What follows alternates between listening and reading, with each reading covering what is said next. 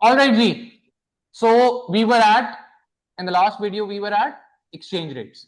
So exchange rates का अभी तक सिर्फ AS ही repeat हो रहा था, AS चल रहा था सारा. So we were looking at how, what are the factors that affect the demand for interest rates and what for the exchange rates, and what are the factors that affect the supply of exchange rates. ठीक है? We did not talk about appreciation and depreciation at the moment अभी तक. ठीक है? दरवाजा बंद. चलें जी, शुरू करें फिर. अच्छा, there is one more factor yesterday we looked into. There is one factor that is relative interest rates through hot money flows, that is international savings. This is one factor that affects what? The demand and supply of the currency at the same time. Then there is another factor which affects the demand and supply of the currency at the same time, that is relative prices. Interest rates हो गया था ना, आज relative prices. जल्दी से देखें, speed मारें. ये सब एएस रिपीट हो रहे हैं. 2 क्लासें 2 लेक्चर्स आपने, मुझे लग रहा है, एएस में गुजार देने.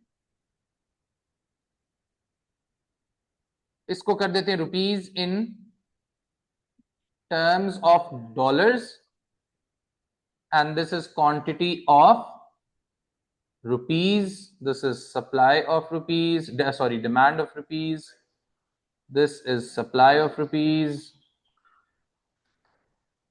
and this is Q1, and this is what? This will be $0.0035. Now what happens is relative prices / inflation in Pakistan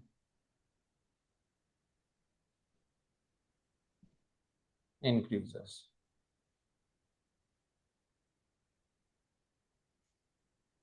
हाँ जी, inflation in Pakistan increases. What will happen to Pakistan's exports?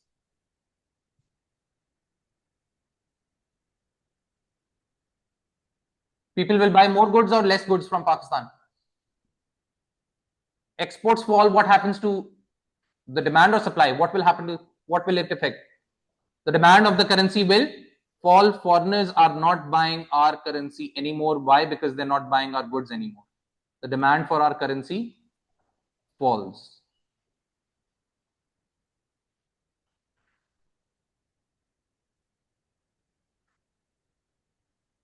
And at the same time, now we will be importing more or less goods from abroad.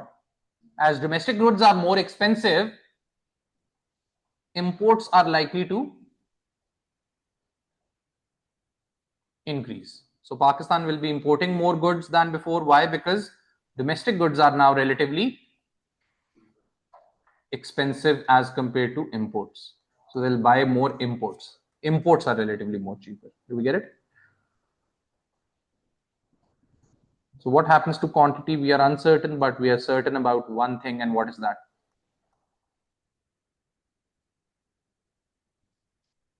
That the currency will depreciate. The currency will, the value of the currency will fall, and this is the today's topic: appreciation and depreciation. And then we'll move forward, और वहां से फिर A2 शुरू होगा.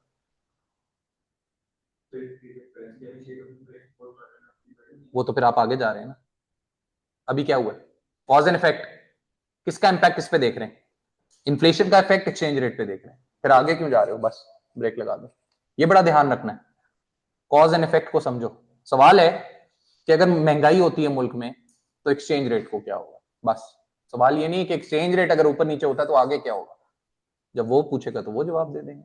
आएंगे consequences पे आएंगे, लेकिन अभी कॉजेस पे हम समझ रहे हैं. Do we understand this? जल्दी से हेडिंग दे दें.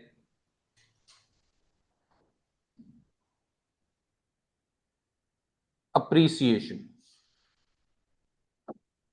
What is appreciation? Slash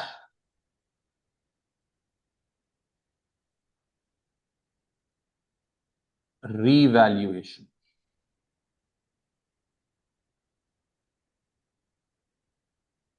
When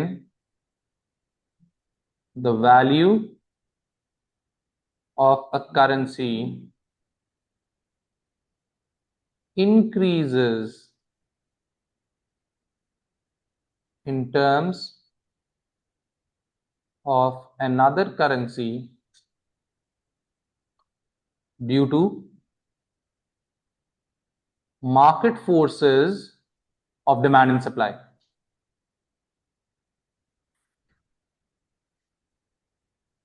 Due to market forces of demand and supply. ये होती है अप्रिसिएशन। रीवैल्यूएशन क्या होती है, कोई मुझे बता सकता है? What is revaluation? What is the difference between appreciation and revaluation? क्या बात कर दी है? जब गवर्नमेंट खुद करे वैल्यू इंक्रीज, वो है अप्रिसिएशन। अगर फोर्सेस, मार्केट फोर्सेस की वजह से हो जाए खुद ब खुद, वो क्या है? अप्रिसिएशन। फर्क समझे दोनों का? तो अगर गवर्नमेंट डिलिबरेटली, सेम थिंग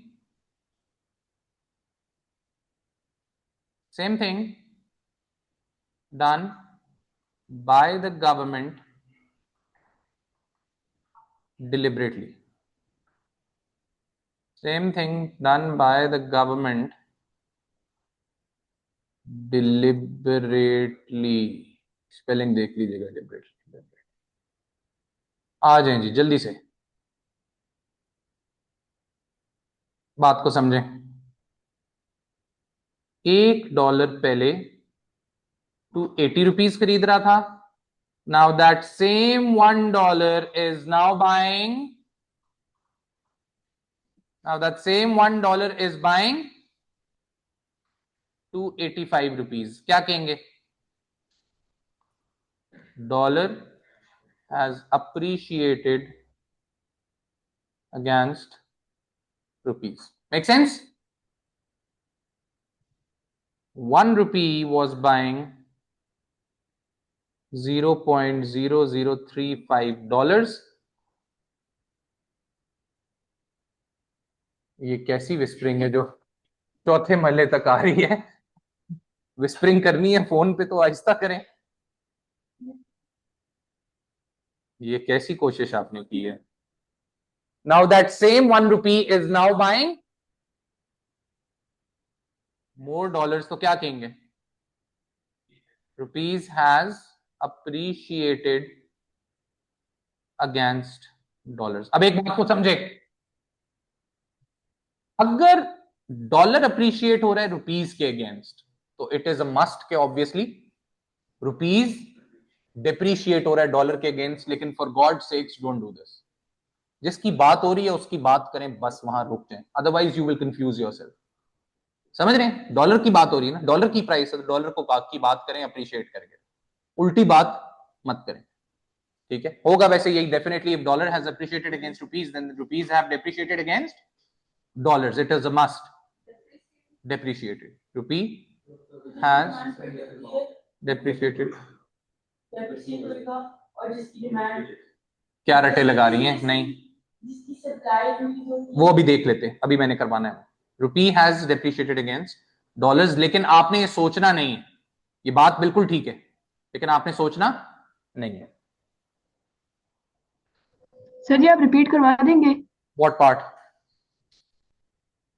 वो रुपीज अगेंस्ट डॉलर। ये बात समझ आ गई? ये वाला या नीचे वाला? नीचे वाला। नीचे वाला सिंपल सी बात है। 1 रुपया कितने डॉलर ले रहा है? 0.0035। अब वही 1 रुपया कितने डॉलर ले रहा है? 0.0036। तो रुपी को क्या हुआ? रुपी अप्रिशिएट हो गया। अप्रिशिएट हो गया, बात खत्म डॉलर के अगेंस्ट। अब जल्दी से मुझे बता दें, कॉजेज ऑफ अप्रिसिएशन कर रहे हैं अभी हम। कॉजेज ऑफ अप्रिसिएशन मुझे बता सकते हैं? एक करेंसी अप्रिशिएट कब करती है? हाँ ठीक है, नॉट बैड, लेकिन बेसिक सी बातें दो बता दें। 2 रीजन है भाई सिंपल से। एक करेंसी कब अप्रिशिएट करती है? ये बैग समेत जा रही हैं, मैं कैसे मान लूं कि वापस आ चली भी गई हैं जी। 2 रीजन बता दें भी, एक करेंसी क्यों अप्रिशिएट कर, और बात ही खत्म कर दी यार आपने। 2 रीजन है भाई, demand of the currency increases. क्या ख्याल है, अगर करेंसी की डिमांड बढ़ जाए तो क्या होता है, वो करेंसी अप्रिशिएट कर जाती है। और कोई रीजन है? Supply of the currency falls. Supply of the currency, अगर आप चाहते हैं कि रुपी स्ट्रांग हो जाए डॉलर के अगेंस्ट, तो आपने दो काम करने हैं। या तो आप क्या करें, किसी तरह अपनी करेंसी की डिमांड बढ़ा दें, या किसी तरह अपनी करेंसी की सप्लाई कम कर दें। डिमांड कैसे बढ़ा सकता हूं मैं, मुझे बता सकते हैं आप लोग?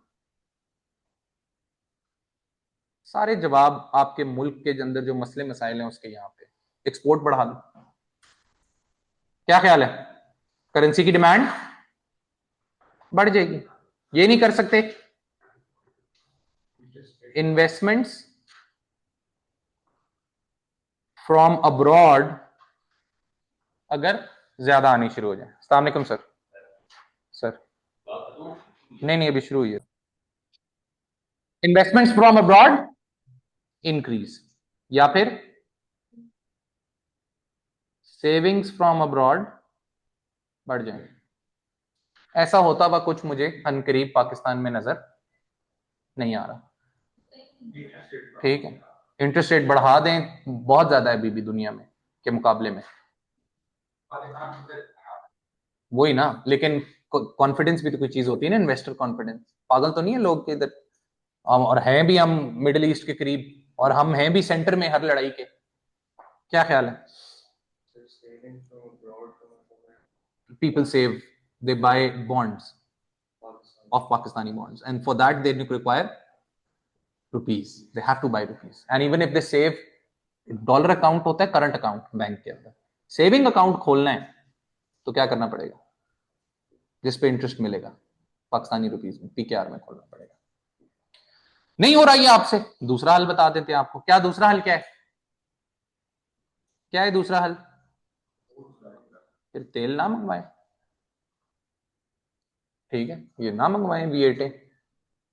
अगली बात करें, ये नहीं हो रहा, इन्वेस्टमेंट्स मेड अब्रॉड। एक वैसे वैसे तो अल्लाह करे ये सारा खत्म हो जाए, लेकिन ये जो गल्फ के अंदर इंस्टेबिलिटी आई है उससे फायदा पाकिस्तान का ही है।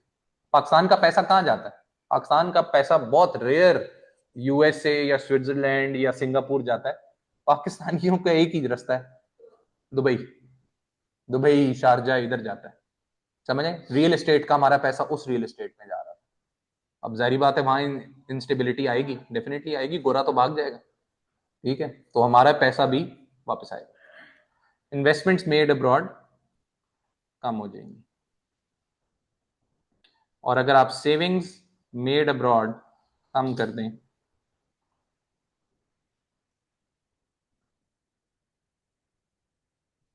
तो क्या होगा, करेंसी की सप्लाई कम हो जाएगी, करेंसी अप्रिशिएट कर देगी। Make sense? ये अप्रिसिएशन है, ये forces of demand and supply है। Do we get it? चलें जी, हेडिंग देते प्यारी सी,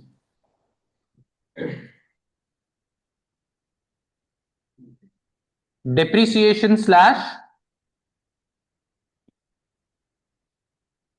डीवैल्यूएशन। जी जनाब, डिप्रिसिएशन क्या होता है?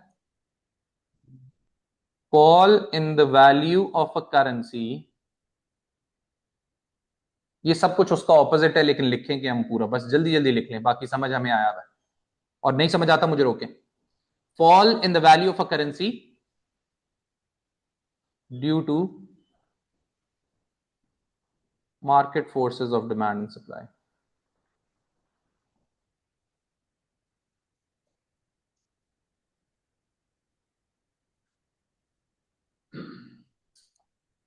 डिवैल्यूएशन क्या होता है?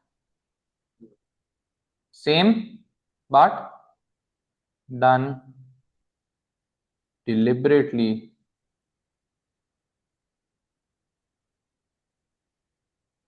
by the government. और इस पे भी हमने आना है कि और यहां से A2 शुरू होना है। ये तो सब एएस है आज का लेक्चर भी और प्रीवियस लेक्चर भी। हाँ जी, $1 ले रहा था कितने रुपए?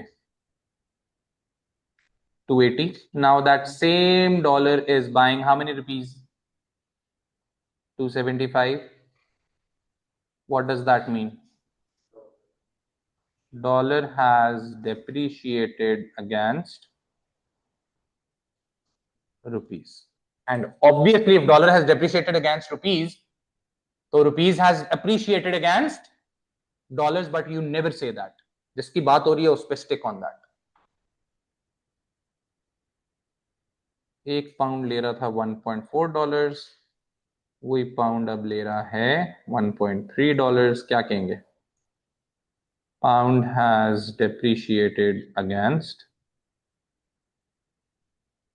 dollars. Make sense? Is this clear? तेज तो नहीं जा रहा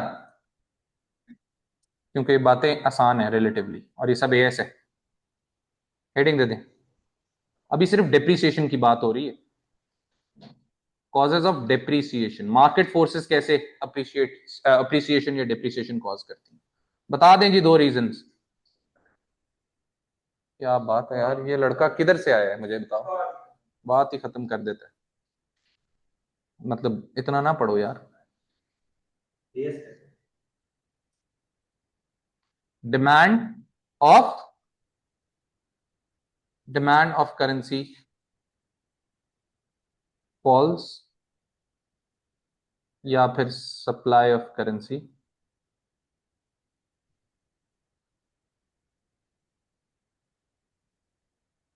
राइजेस। लेकिन ये बात तय है कि इस्लामाबाद बेशक चला जाए, ऑनलाइन पूरा पंजाब चला जाए, ये एकेडमी आपकी नहीं जाने वाली।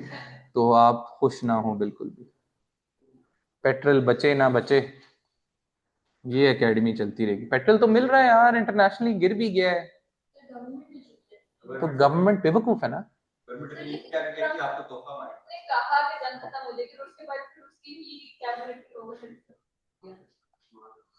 सर लेकिन ये लॉन्ग टर्म फिक्स नहीं है, क्योंकि अभी मिडिल ईस्ट कंट्रीज जो अमेरिका के साथ है उनसे उनका रिजर्व निकल रहा है अभी। उनका रिजर्व क्या हो? हाँ हाँ, ऑयल रिजर्व उनके निकल रहा है। रिजर्व बेसिकली बैरल, उनके ऑयल रिजर्व्स बेसिकली उन्होंने कहा है कि मार्केट में लाओ के प्राइसेस कंट्रोल में रहें। रिकॉर्ड कर रहा हूँ शमाला, रिकॉर्ड कर रहा हूँ। बस यार पता नहीं क्या चक्कर है। चलें जी वापस आए, जल्दी से बता दें डिमांड ऑफ करेंसी क्यों गिरेगी? एक्सपोर्ट्स जब आपकी गिर गई तो आपकी करेंसी की डिमांड गिर जाएगी। इन्वेस्टमेंट्स फ्रॉम अब्रॉड जब कम हो जाएंगी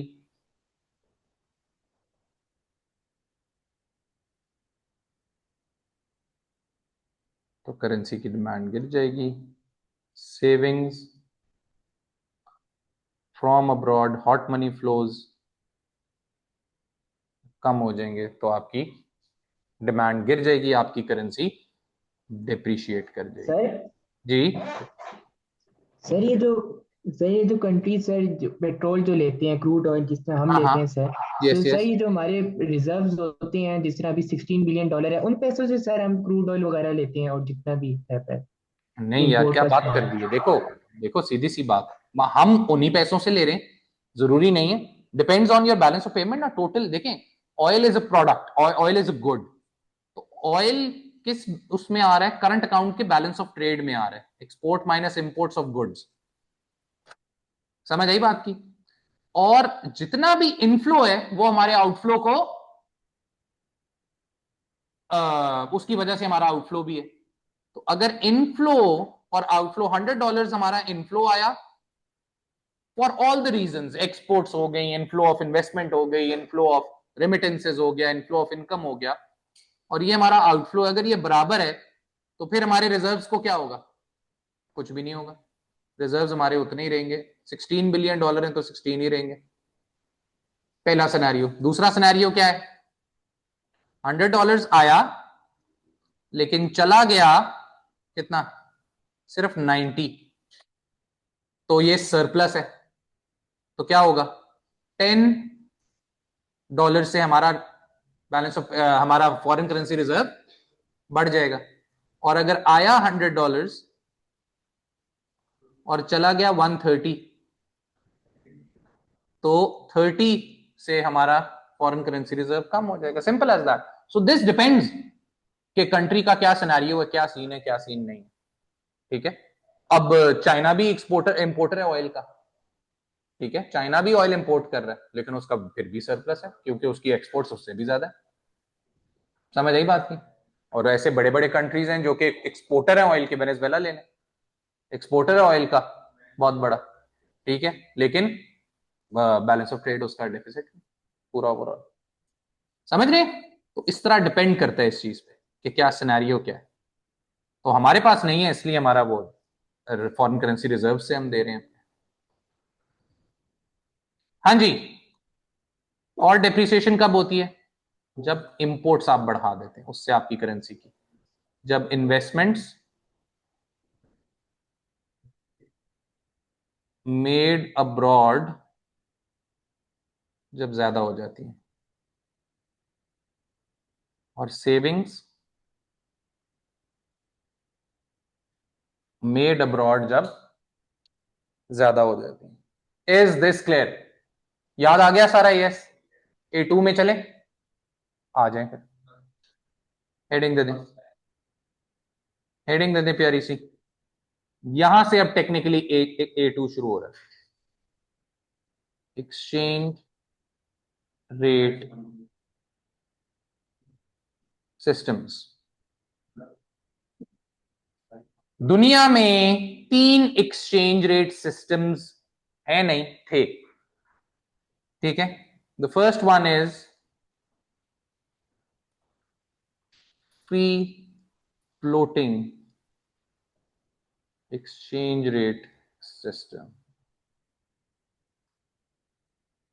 The second is fixed slash pegged exchange rate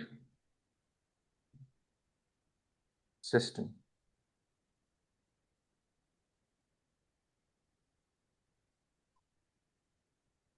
Number 3,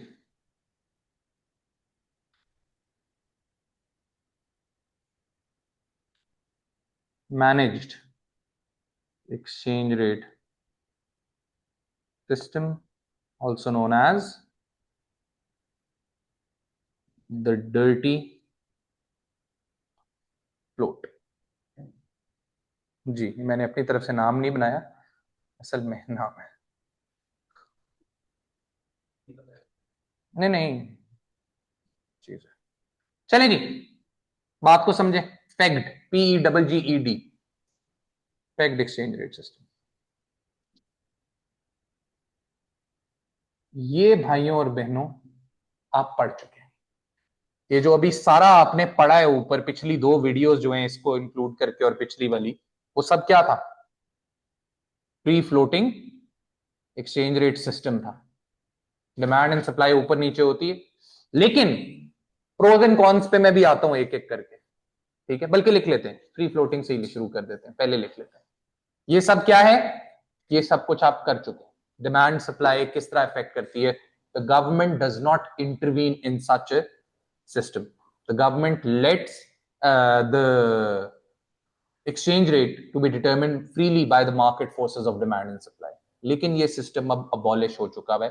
कोई भी इकोनॉमी इसको फ्री अब नहीं छोड़ सकती। क्यों? क्योंकि अब इकोनॉमीज हो गई हैं हाइब्रिड। पैसा आ रहा है, जा रहा है, आ रहा है, जा रहा है। ऑनलाइन ज्यादातर काम है, ट्रेडिंग ऑनलाइन है। एक मुल्क से इधर जा रहा है, दूसरे मुल्क से इधर आ रहा है, करेंसी खरीदी जा रही है, बेची जा रही है। तो अब इतना बढ़ चुका है इंटरनेशनल ट्रेड और कम्युनिकेशन और इंटरनेट की वजह से ग्लोबलाइजेशन इतनी ज्यादा हो चुकी हुई है कि अब ये सिस्टम प्रैक्टिस करना पॉसिबल नहीं रहा। मतलब हर मिनट बाद एक्सचेंज रेट चेंज हो रहा है। इतनी ज्यादा वॉलेटिलिटी आप अफोर्ड मतलब मेरा बिजनेस है, मैं अभी देख रहा हूं अच्छा अब मैं इतने पैसे कमाऊंगा, 1.5 मिनट बाद मैं देखता हूँ ओहो अब मुझे लॉस हो रहा है, 3.5 मिनट बाद मैं देखता हूँ अच्छा अब मैं दोबारा प्रॉफिट में आ गया। समझ रहे? Is this clear? ये चक्कर है, समझ रहे? आ जाए, ये हमने पढ़ना है A2 में कि कैसे गवर्नमेंट एक्सचेंज रेट को फिक्स करती है, पेग करती है। ठीक है, तो कुछ अल्फाज हो जाएं किसके लिए, किसके लिए हो जाए? Free floating exchange rate system. जल्दी से आज इसको फारिग करते हैं फिर आगे जाते हैं।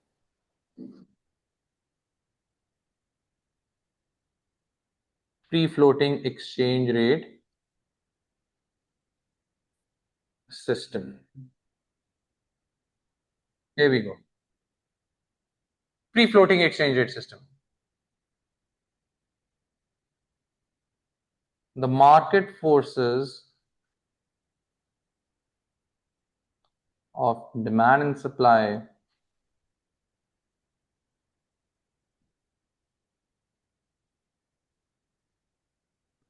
really determine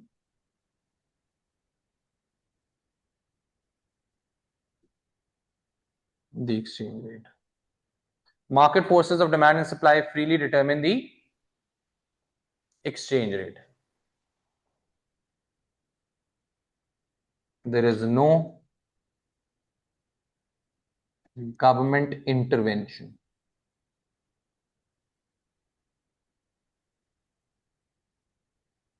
In the exchange rate system.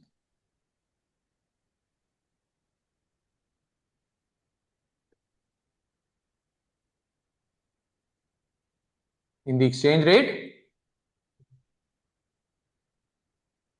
system. आई बात समझ में? जल्दी से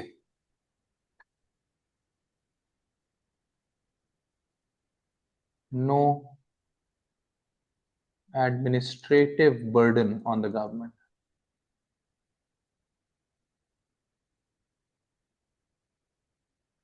No administrative burden on the government. दूसरा, no pressure on foreign currency reserves.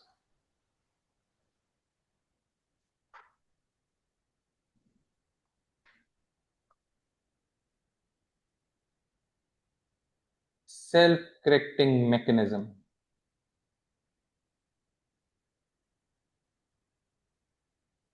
Self-correcting mechanism of the market forces.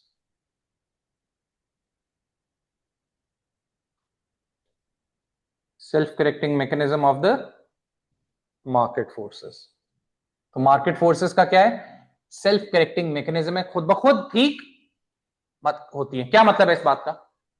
अगर बहुत ज्यादा सरप्लस आ चुका है इसका मतलब है आपकी करेंसी ऑटोमेटिकली अप्रिशिएट करेगी, अप्रिशिएट करेगी तो एक्सपोर्ट्स महंगी हो जाएंगी, महंगी हो जाएंगी तो बैलेंस ऑफ ट्रेड खुद ब खुद नीचे आएगा। बहुत ज्यादा डेफिसिट है तो आपकी करेंसी बहुत ज्यादा डिप्रिशिएट कर जाएगी, एक्सपोर्ट्स की डिमांड ऑटोमेटिकली इंक्रीज करेगी, इंक्रीज करेगी तो वो एक्सचेंज रेट वापस ऊपर। तो सेल्फ करेक्टिंग मैकेनिज्म है, अगर आप फ्री हैंड पे छोड़ दें तो खुद ब खुद ठीक करेगा ये सिस्टम अपने आप। इसको पॉलिसी जब इस तरह खुद करती है उसको ऑटोमेटिक स्टेबलाइजर कहा जाता है, इसको नहीं कहा जाता। नेगेटिव्स, एक ही नेगेटिव है, वो क्या है? Too much volatility and uncertainty caused by fluctuations, which is detrimental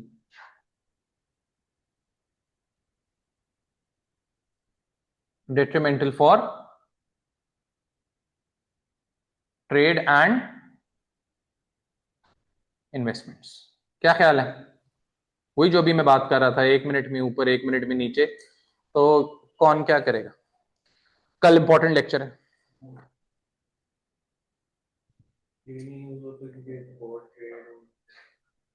इतनी ज्यादा वॉलेटिलिटी थोड़ी अफोर्ड कर सकते हो, कभी ऊपर जा रहा है कभी नीचे जा रहा है, पता ही नहीं चल रहा हो क्या रहा है।